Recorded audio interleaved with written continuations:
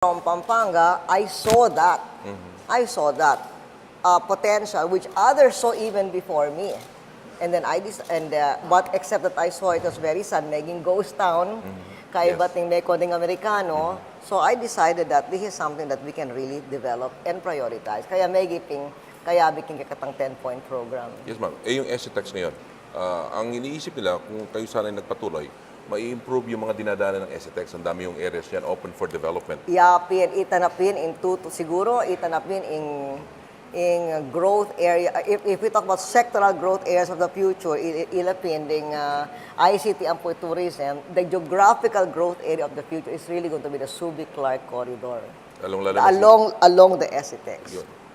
So makakita yung mga bagong mga export zones niyan, mga or housing or tourism. We will let the private sector be the ones to determine that it is profitable for them to invest there. Of course, important is that there will be a zoning regulation, but in other words, in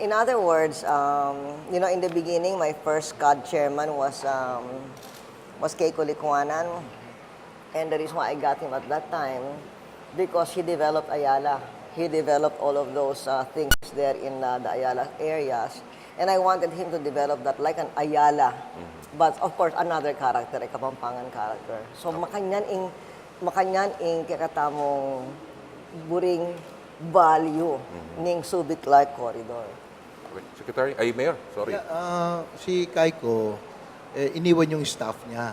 So we hired the staff ng Ayala to help promote yung development ng corridor. So ma'am, nandiyan pa rin sila at patuloy na tumutulong. So envision at Chuya pa. That's right.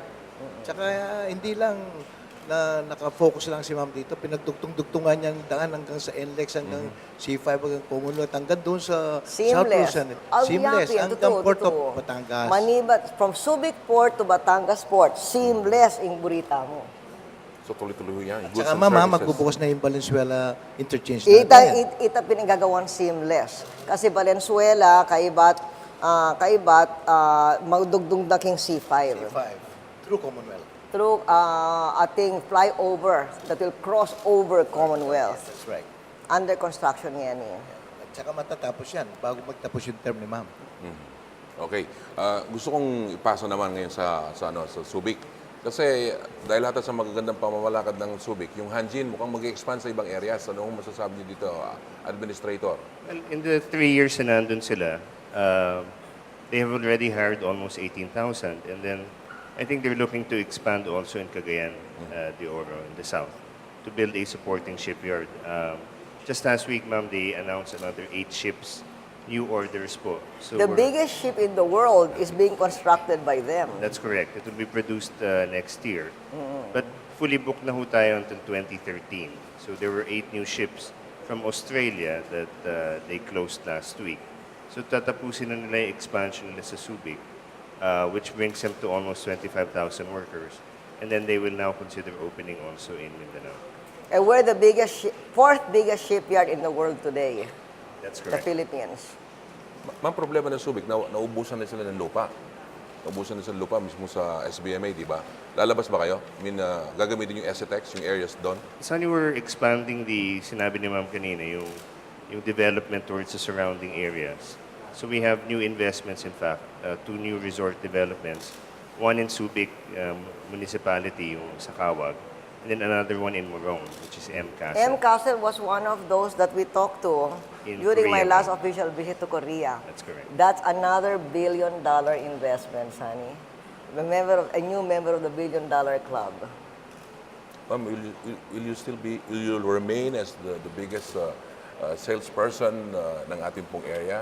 Well, as I said, we put a lot of priority here. We made it one of our 10 points in our 10-point program. At ngayon, anti-mong Congresswoman, I will have the opportunity to keep an eye on the developments here, and I will continue to be very interested and to promote the development of the Subic-Clark-Tarlac corridor. Pag napapabayaan ho, patawag nyo, ma'am. Kayo naman na magpatawag ngayon. Okay. Pero ma'am, ito gagaya niya, no? hindi masyadong na-appreciate ng ating mga kababayan.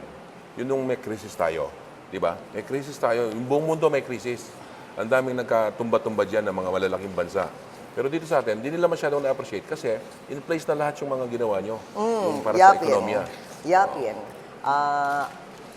Tinukti katang growth, positive pa rin. Yes. At ding investments, di natang pa. Kaibat agyang ating global economic crisis, linub in Texas Instruments. Yes. Mig-expand in Hanjin. Itang KGL, Yes, itang KGL, yaing investor ning logistics center. Uling cancel da ding ing aliwang project da itang shipping, investment in shipping. Yes, ma'am. Sinundo pa yung tuloy pa yung investments king logistics. So itapin mayari tang magmaragol king masanting pagpopulean ng katang ekonomiya kaya ating pang investments, ating pang obra, agyang ating global economic crisis. Okay. Gusto kong idagdag. Sir, itong si Architect Mangyo, no? Kayo ngayon ang bagong head po ng SCADC. Ano hong mga trabahong tinutuloy natin? Maganda po yung mga iniwan na trabaho sa akin ni Secretary Pamintuan, yung simplifying and harmonizing the policies of Subic and Clark rules and regulations, no?